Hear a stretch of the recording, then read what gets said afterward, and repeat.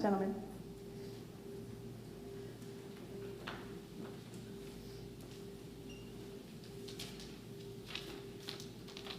Good morning. I'd like to share today with you a program I'm involved in at Lutheran Metro Ministries called Friend to Friend. Volunteers meet with inmates at the men's prison in Grafton and the women's prison at the Northeast Reintegration Center in Cleveland.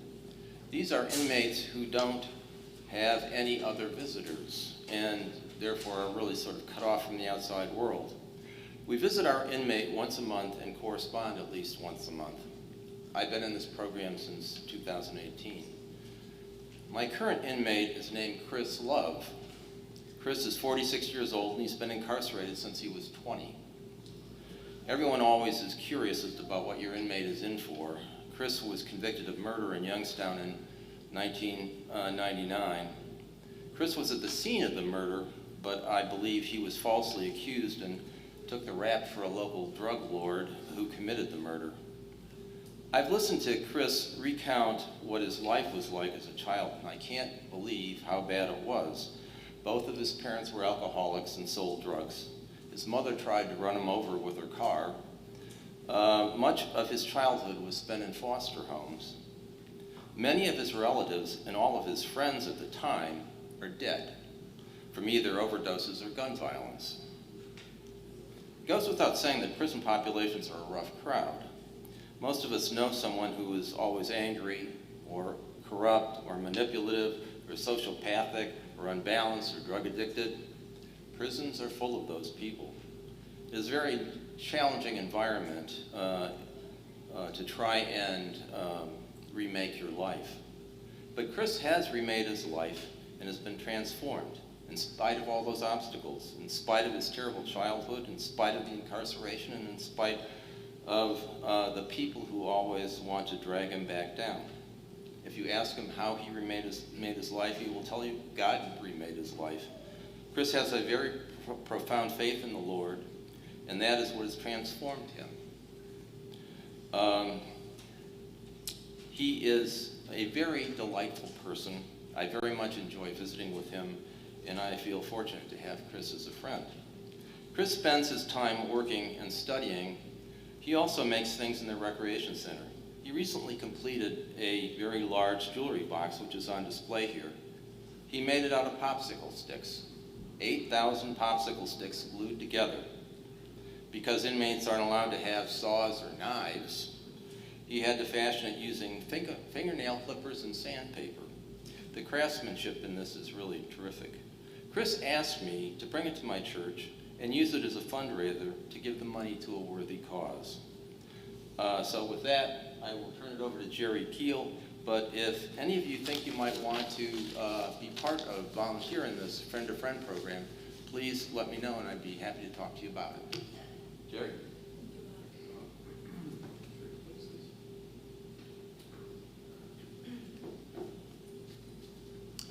So good morning, and I want to thank Bob for those remarks. They're exactly what I think we were all hoping to hear.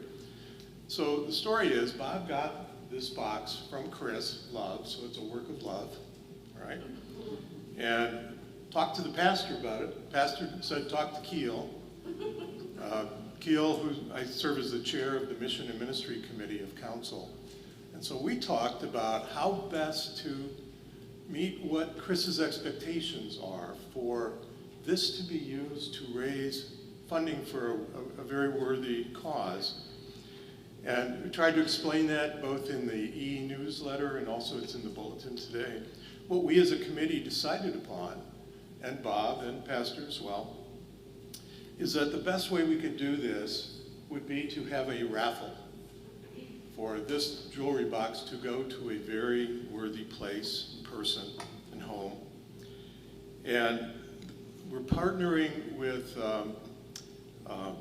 Lutheran Metropolitan Ministries already in meaningful ways. In fact, they are the organization that has the Friend to Friend program in its auspices.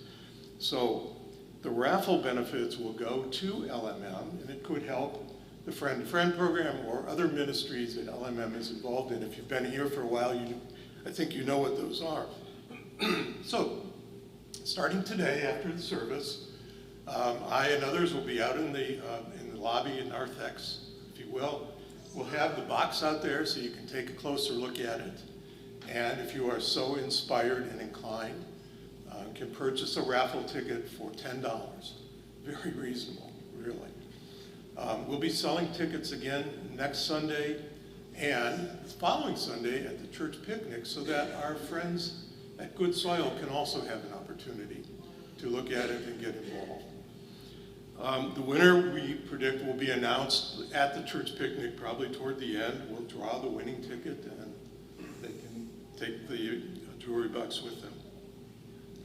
So with that, I'll end our remarks. We thank you for your time, and we hope for your interest in looking at this jewelry box more closely and seeing if there's a play in there for you to take part in the raffle.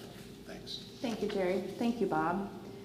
It really is stunning. I hope even if you aren't interested in a raffle ticket, hopefully you will be, maybe more than one, but that you'll take a look at it. It's absolutely incredible, the work that he was able to do.